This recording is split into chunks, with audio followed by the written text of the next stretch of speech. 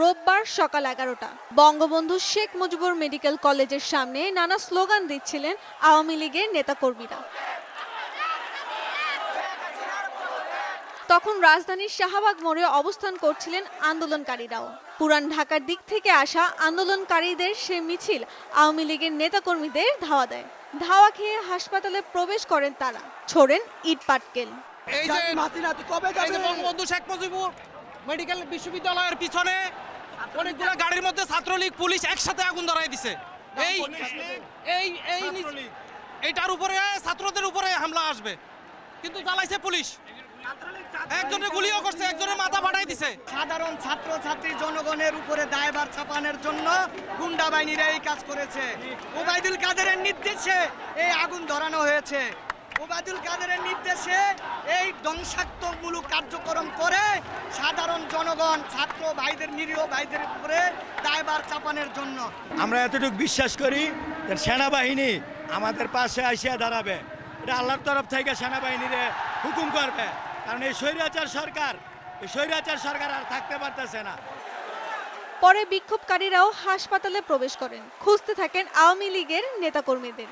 তখন হাসপাতালের প্রাঙ্গণে থাকা অ্যাম্বুলেন্স সহ প্রায় 20টি গাড়ি ও 15টির মতো মোটরসাইকেল ভাঙচুর করা হয়।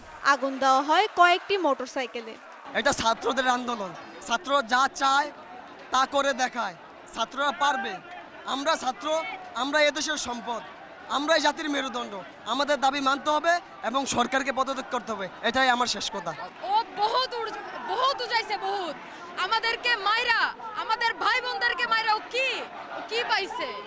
ও কি উপরে উঠে যাবে? ওরে কি আল্লাহ এমনি?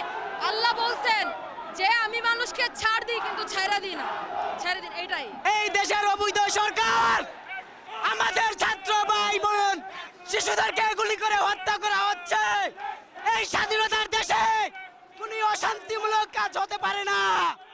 আমরা শ্রমিক, আমরা দিনমজুর কাজ করি। এই দিনমজুর কাজ করে আজকে এটা নিয়ে দাঁড়িয়েছি সরকারের বিরুদ্ধে। এই অবৈধ স্বৈরাচার শেখ হাসিনা খুনি সরকারকে আমরা 1 ঘন্টাও দেখতে চাই না।